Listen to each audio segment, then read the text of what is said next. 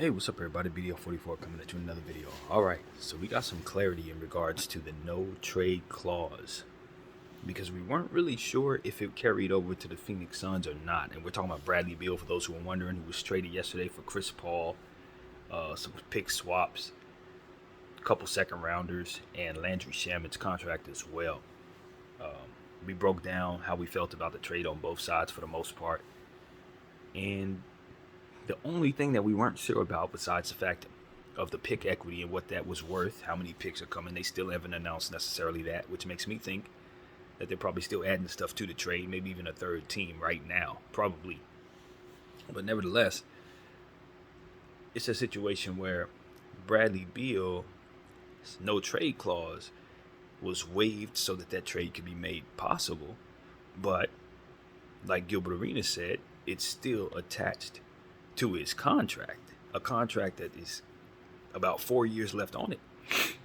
So, the question was, once you waive that no trade clause with one team, is it waived forevermore? Or does that no trade clause carry over to Phoenix? Well, we found out it does carry over to Phoenix.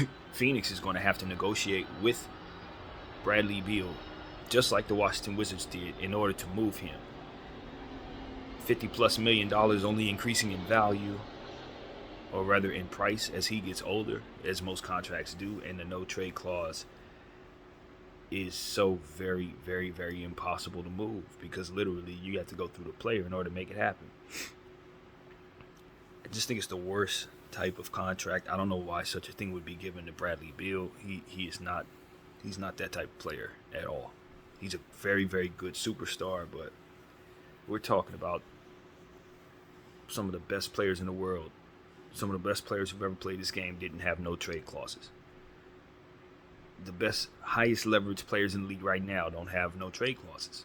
I think they've only dished out 3 of them in the history of the sport. I think Kobe had one, and if I'm not mistaken, somebody like Kevin Garnett or something like had one. I don't remember, but it doesn't get much. That's about as far as it goes. I just look at a situation like that and I say, that would have been something that I would not have done if I would Matt Ishbia. I would have found another way, an absolute another way, because the way this plays out is now, with your asset class being Ayton, KD, Booker, and Beal's contract, because Bradley Beal is not who that is. What you have is some inflated version of Bradley Beal by way of his contract. And that's the point.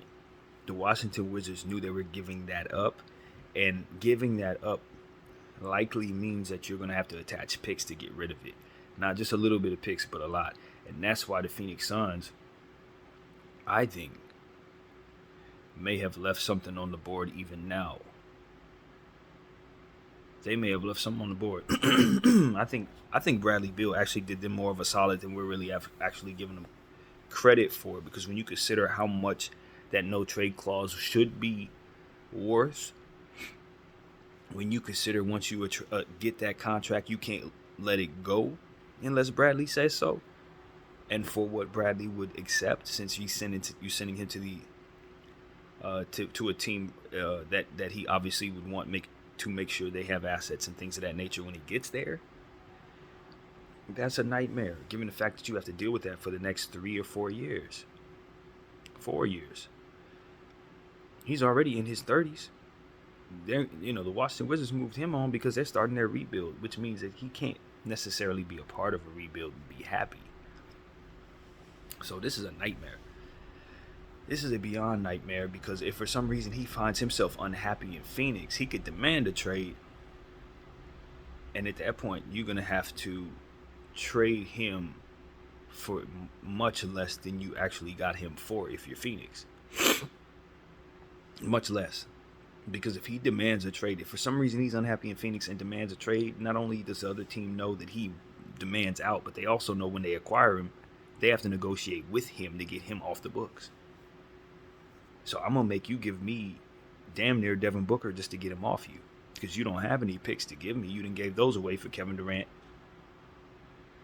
and now Bradley Beal with your second rounders and swaps. So you don't even have the value in theory that's going to allow you to unload Bradley Beal when you do decide to unload Bradley Beal. So if for some reason KD decides, or you guys decide you want to move KD, I hope Booker is appreciative of the fact that you got Devin Booker as his teammate, Bradley Beal is his teammate, a guy who pretty much does the same thing he does, exact same thing he does. This is just a very bad poison pill to swallow if you're the Phoenix Suns, and I see it ending with them crashing and burning. You know, it is what it is. You have 3 players on max contracts. One of them has a no trade clause. That player's name is not Devin Booker or Kevin Durant. It's a nightmare because it's Kevin Durant or Devin Booker that's going to end up decreasing in value when this thing goes bad and decides they want out. Kevin Durant's likely the one going to want out. If they don't win a championship, he going to want out. And if he demands a trade like he did last time in this situation, it's going to cost Phoenix a lot more to let him go than it took the Nets. Why? Because they have a player on their roster with a no trade clause, and I am not going to be able to utilize that value. You don't have any picks to offer me, so I can't utilize the pick values, which will likely allow me the happiness of being able to get KD off of a team like that. To get him off of a team like that with a trade demand, Phoenix is gonna find themselves accepting pennies for him. Pennies. Just like Washington accepted pennies for Bradley Beal, that's exactly what Phoenix is gonna get for any one of those 3 players. Just because of the presence of Bradley Beal's no trade clause.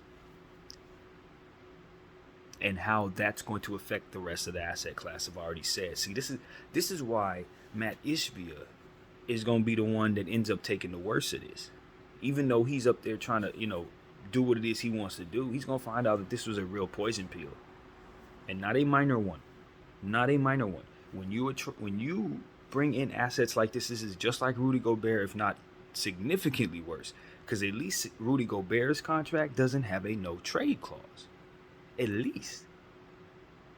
You know what I mean? So this is, at the very least, the Minnesota Timberwolves can unload Rudy Gobert at their own discretion for pennies if they want to, and not have him on the books if it comes to that. Phoenix does not have that leverage at all. You can't stretch a no trade clause contract if I'm not mistaken. I don't know about that. But trying to stretch something with 4 years on it, upwards of $200 million, I mean, it's just like the worst possible outcome for yourself. It's the worst possible outcome for yourself. And so I just look at this Phoenix thing as how I felt when the Celtics and the Nets made the trade that brought Paul Pierce and Kevin Garnett and all those guys to Brooklyn, and then the draft rights of Jason Tatum and Jaylen Brown ended up going to Boston. It's like this is somewhat like that to me, where you're getting pieces back that you think are going to play at a certain level because they've been at a certain level for a little while, but you brought them back when it was too late. That's kind of what this. Bradley Beal's a guy. I mean, I think he's got another all-star season in him, maybe because he's part of the super team. He's going to be hitting a bunch of open shots, playing off of the gravity of those other 2, so it should be a good first year for him in Phoenix. But that doesn't mean that that's going to equate to them getting a championship or nothing like that. That's not going to equate to them really being a threat. In my opinion, they're going to have to put together something that they don't have right now. Now, of course, most people think they're going to trade Ayton.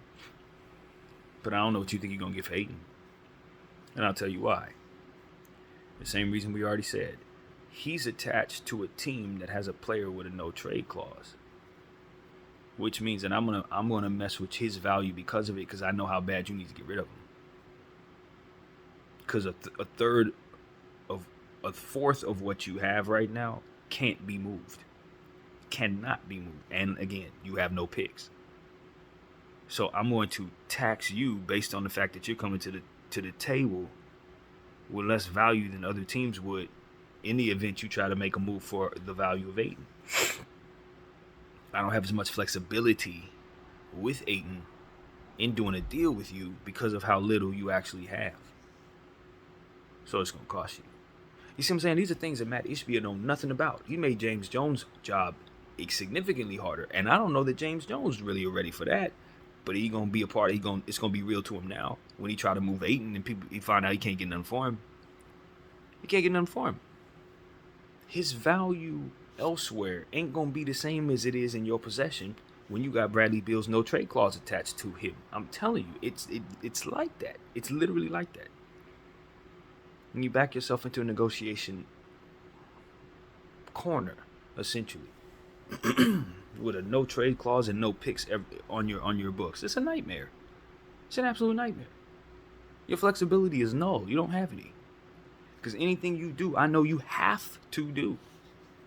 You see what I'm saying? That's the problem. Anything you do, Phoenix, I know you have to do. For everything that you do, I'm going to tax you for it.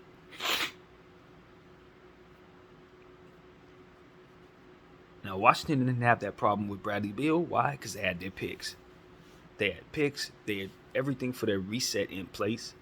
Valuable pieces like Porzingis that could be moved. You know, Kyle Kuzma was a free agent, so that's not necessarily an asset of theirs if they don't re-sign it. But the point was, they weren't devoid of things that could be moved in flexible trades and contracts that would otherwise create flexibility for other teams. They had a bit more leverage attached to that Bradley Beal contract based on more diversified assets amongst them, their asset class. It's more spread out to do more with. You got 4 players, Phoenix. 4 players. 4 players that all are on contracts that I could argue I don't want, with the exception of Devin Booker's contract's probably solid right now. But Kevin Durant's contract, most teams will put up with it. I think at this point, the expectations for him to win the championship don't exist anymore, though.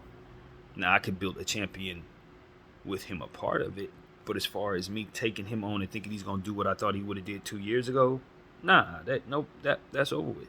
So there's an argument that his contract isn't very desirable. It's an argument. Albeit probably not the greatest one. But then it's like, all right, well, Bradley Beal, there you go. No trade clause. If for some reason anybody wants him, they're going to look at that contract and realize that's not him. It's the contract attached to it. And so there you have it. Phoenix has the worst asset class in the entire league right now. Because the stuff that would otherwise be valuable in other people's possession is less valuable in theirs. And so that's what they're going to find out. They're going to find out the market speaks to them that way. And that's exactly how the market's going to speak to them. It's going to be very difficult for them to move Ayton for what it is they think they need. It's going to be difficult. I ain't saying it's impossible. You're just going to have to get creative with teams that are interested in dealing with you. And the problem with Ayton is he's not exactly turned into the player that people thought he was going to be. We've seen too many situations where it looked like Ayton should have exerted more energy in situations where he was just kind of feeling, relaxed, it seems, in some pressure situations.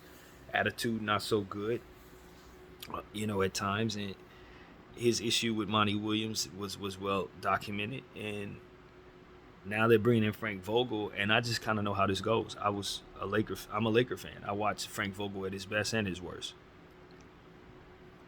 He's definitely not the guy for this situation. It's no question he's not the guy for the situation. This is an offensive team that has no defensive energy, with the exception of Josh Okogie. This is supposed to be something that you give to Mike D'Antoni or something like that. Ironically enough, given his Phoenix, but it's just they just hired this coach that is not meant for this particular thing, and they put this particular thing together and can't audible out of it. It's an absolute nightmare. It's an absolute nightmare. And I think Bradley Beal underestimated just how bad it's about to be, because he forced his way there, asking his team that he's going to, Phoenix, to withhold back Ayton's contract from Washington, so that they could move it and arguably get more for it. But that's not how that actually goes. They should have kept Chris Paul's contract so they could stretch it and have the cap space, which provides more flexibility than trying to trade Ayton in this market for you. Once, again, that no trade clause gets on the other side of that Suns paywall. That's what Bradley Beal didn't take into account. You are going to draw the value of Ayton down in theory. you should have let Washington have him so that the sum of what it is that he could be flexibility wise could actually manifest into more players. Trying to test him out in the trade market, it ain't gonna hit like that. It's not gonna hit like that. He should have been traded in this deal, and that should have been done in this deal so that you could get those diversified pieces at once. You know what I mean? I think they misplayed that, in my opinion. I think they misplayed that. And so I don't know if that's an agent game where they want Ayton to be a part of this super team, as to which they're not going to have enough of a. The fit is going to be trash because he needs the ball. He's not a defensive player at all. You want him to get buckets, and that's one of the reasons why he's probably been so bad there lately, because he's not getting his rhythm. He's not getting his looks. And so it's just a nightmare over there in Phoenix. I don't know why anybody would see this as a plus at all. I don't see it. Yes, I understand the dynamic. They're unguardable. I get that. I truly get that. But that's not what you're assessing. You're assessing whether or not they're going to be able to make it through a season.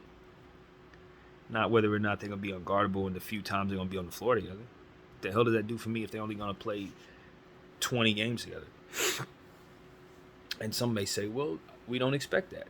And I'm like, well, they're going to be doing the hard work that's going to make it so that they have to exert energy that they're not used to exerting. These are shooting guards with no rim protection, no point guard. They're going to have to figure out how to be something they're not, all three of them.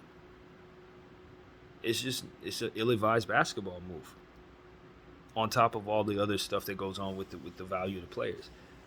So when I tell you that I'm not worried about Phoenix, man, I'm telling you, I'm not. I have no worries as a Laker fan. They're worse than us as a team right now, just like they were worse than us in the playoffs. In fact, I can argue they got worse right here. I can argue they got worse. And the reason why I argue they got worse is because at least with Chris Paul, you had somebody setting up your offense. A natural-born passer making everything happen for everybody. Bradley Beal needs a point guard. Bradley Beal was the guy who was supposed to win with John Wall, and John Wall was never able to return. This is somebody who was built to play with a point guard. Who is that point guard? Devin Booker? Devin Booker's getting buckets. Devin Booker's career high is 72 points against one of the greatest defenses of that particular year. He ain't looking to pass the ball to nobody. Who, Kevin Durant, your assist man? The guy who's one of the best pure shooters in basketball? You want him to play Magic Johnson for you. It's like, does the Suns owner even know how to play basketball, fam? Like, what are we talking about? And so that's my thing. It's just like, look, if you just want to slap teams together because you've heard of the names, I like Bradley Beal's name. It's catchy. It's got 2 B's in it. Bradley Beal. It can, you could sell a car that way, right? I get it. But that's not exactly how this works. And if you don't understand the markets, you're gonna bring yourself something that's not worth half of what it's worth to someone else. And that's what the Suns have done. They've taken on Bradley Beal's contract that should not even exist. It's so poorly put together. And are sitting on the mountaintop like they've won something. They're standing up there like it's a trophy. You know what I mean? It's like, I don't know. I just picture somebody standing on the mountaintop thinking they're holding a trophy when they're really holding a Subway sandwich or something. That's what this looked like. Like, bro, if you don't sit down and eat, what are you doing? That is not the trophy. Nobody wants that. It's just, it is what it is, man. And the Phoenix fans that are saying that everybody doesn't know what they're talking about, that this is going to work out because you got those 3 stars, see Brooklyn. You don't have to go far. Look at the Clippers. They put together something like that, it didn't work. Look at the Lakers. We only won 1 championship doing stuff like that. Look at Dallas. How did that work when they tried to slap Kyrie next to Luka Doncic? I'm sorry, you guys, a super team. The only way this works for Matt Ishbia is if he can get in here and shake up the entire collective bargaining agreement within the next 2 years and make it so that they stop being hard on teams who want to do this. Make it so that they can get talent. You know what I mean? Make it so that you can put together 3 superstars once again and still have a good team. And that's the only way this works. He's going to have to influence the entire field to get back into the super team game. And my opinion about super teams is the way that these guys are building super teams is butt backwards. Because you're putting together guys who've been in the league for a million years who are already on inflated contracts, not value, inflated contracts, the opposite of value. You're slapping them together because of what it is they've accomplished for 10 years when they've already been run down for 10 years. And then you're saying you have a super team. There ain't no damn super team. A super team is Paolo Banchero, Wembanyama, and Luka Doncic.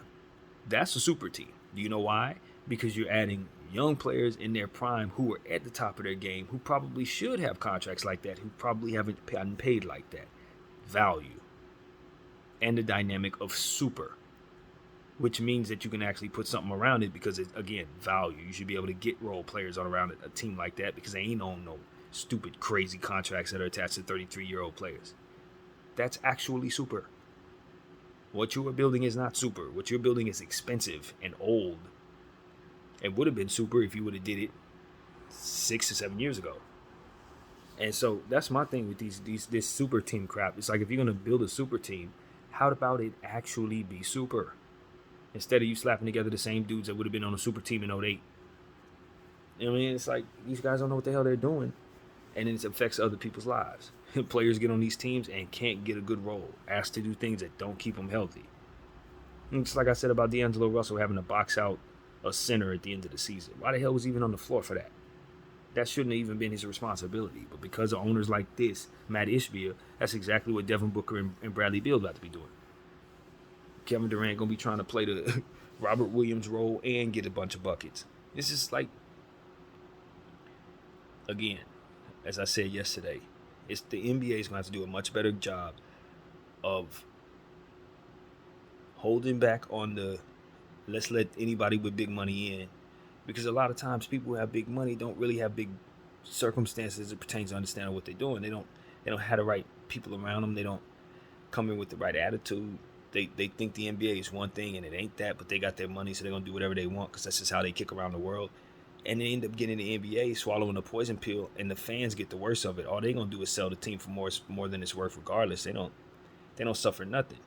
A guy like Matt Ishbia is going to sell this team for more, no matter what. No matter what.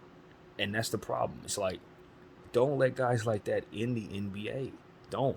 Let somebody who has some understanding and inclination of how to follow the rules and will respect those rules in the league so that you can have a league.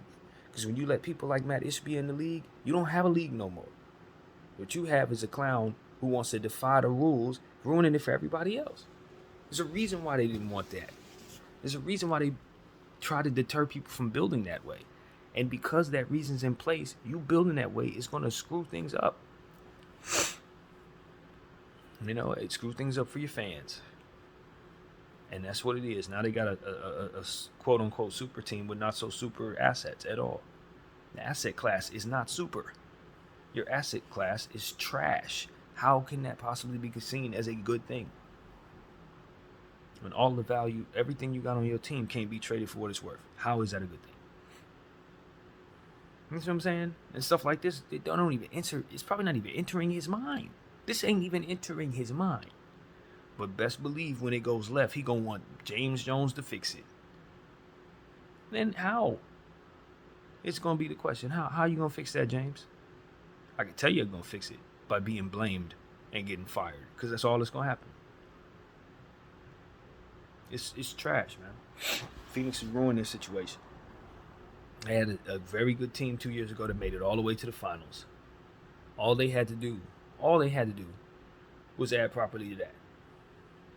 You bring yourself Kevin Durant. Ill-advised. You gave away all your picks to get back an old guy. It's stupid. Don't do it. You did it anyway. Fine. All right, he's here. Trade Ayton.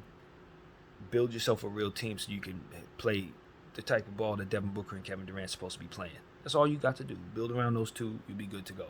What these clowns do, bring themselves Bradley Beal. Why the hell did you want them the least coveted contract in the entire league? When you didn't already gave up everything for Kevin Durant. Why do you want the least most valuable contract in the league? Because it's easy to get? Of course it's easy to get. Nobody wants it. You got him for nothing. You should have been given more. Based on what that no trade clause is worth. You should have been getting back first round picks. They're trying to rebuild. You didn't force them to give you any first. And you don't have any assets, Phoenix. People are looking at Washington like they gave up a little bit. When you assess what it is that they gave up, they the ones that got the discount. When you consider what Bradley Beal's contract about to be worth to the Phoenix Suns, Phoenix should have been taking back a first rounder. And so that's my thing. It's like, I've thought about this. I've had a whole day to think about this. And when you consider what a no-trade clause really means to a player, or rather to a team, when they're stuck with a player, that ain't even worth that. Man, shoot. If I'm Washington, I'm just clapping and dancing. I don't care what ESPN and everybody else talking about. I got out from under that contract, which held me back from building properly, which held me back from having a proper asset class based on its presence amongst the rest of my assets. Get that thing out of here. Get that thing out of here. And that is why I'm not upset at the Washington Wizards' return, because I know they had no choice. I know that Ayton secretly ain't something they really wanted anyway. They would rather have the cap space that Stretch and Chris Paul provides, just like Phoenix should have wanted, but couldn't keep because obviously, this is what Bradley would prefer. And it is what it is. Chris Paul gets stretched, probably going to sign with another team. You can't bring back Chris Paul because of the process of trading him for Bradley Beal, which is another ill-advised situation given you don't have a point guard and he is your point guard. You could have had him back for dirt cheap on top of what it is that you have with Bradley Beal and all them dudes for what you need. And it's just like, campaign going to be your point guard. Crash and burn. If I'm Nikola Jokic, I'm relaxing. I am not thinking about this super team that they put together in Phoenix. I'm going to wipe the floor with them just like I did in the second round. Not going to be an issue at all. They pose no threat to the Denver Nuggets. I'm telling everybody right now. Zero threat. Zero threat. Denver in 5. That's how I feel about that next series. If they see each other again, Denver 5. There's something else you got to understand about Bradley Beal. He's never been in a pressure situation that had anything to do with any winning, y'all. He's been a Wizard his entire career. They ain't never done nothing. The only year they really had anything popping off was the year that Paul Pierce hit the buzzer shot. Most people don't even remember that. That was the best Wizards era of Bradley Beal's career. Paul Pierce being there at the twilight of his career hitting clutch jumpers. Other than that, Bradley Beal ain't done no winning. So when the pressure gets tight and it's time to push against losing, his habits and what it is he's used to is going to likely allow for him to lose. He used to it. That's what happens in Washington. So my thing is when that happens and we see what it is that I'm describing happen, where these guys are not used to winning, not three of them, honestly, and none of them really used to winning lately. I just expect for them to roll over like every other team that KD's a part of like this. They just roll over. They don't have enough. It ain't going to be enough. He's sick of getting blamed. It's like, you don't have enough. Kevin Durant going to be asked to be the best defensive player in the league this year in order for this team to get off the ground. It's like, what are we even asking Kevin to do? What do we ask him to do? Play 48 minutes and be the best two-way player in the league this year? Matt Ishbia? Is that what you're asking Kevin to do? That's what I'm saying. Y'all need to run that man out of town. Y'all need to run him out of town. The Phoenix Suns going to be the Vegas Suns because of this nonsense. I kid you not. Ain't nobody going to come see that team when they start having them injuries. That team is not going to be watchable. It's not going to be watchable. And they're going to have, it's going to be a problem. I'm telling you. It's inevitable. It's inevitable. Because even if I wanted to believe in that trio, they're going to be asked to do too much. And so, with their injury history being as it is, those two things don't go together.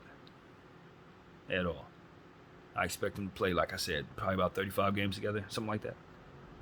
Other than that, there's going to be one of them missing, while the other two are trying to do too much to keep the team afloat.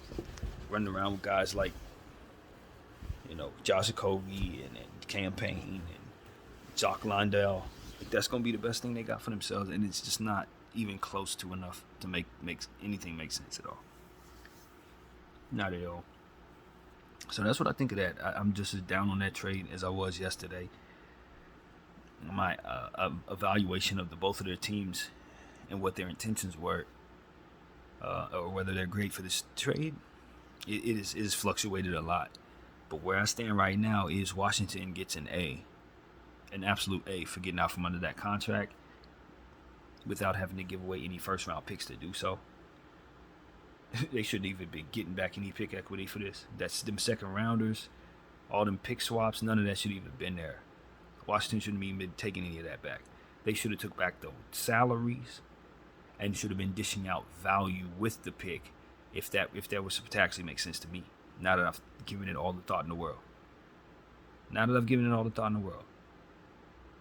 Suns got fleeced. They got fleeced. It's a secret, but it's true. They got fleeced. Because at the end of the day, that no trade clause makes Bradley Beal, for most teams, a poison pill. But for a team without any picks and with assets next to it that are not up to par in their own value, with Ayton not being worth a damn and the other stuff on the team not worth a damn outside KD and Booker, that's an even worse place for that contract than most places actually would be. And so, yeah, Phoenix should have, without them having any picks and knowing that Washington is rebuilding, knowing that they got all of these first rounders, and you don't get a single one, taking back a no trade clause contract, fully developed, full 5 years with Bradley Beal attached to it. We know damn well Bradley Beal ain't no spring chicken and ain't no defensive player. Yeah, but James Jones got fleeced. Matt Ishbia got fleeced. And ain't nobody gonna tell you that but me. BDO44, I thank you all for watching. I'm out.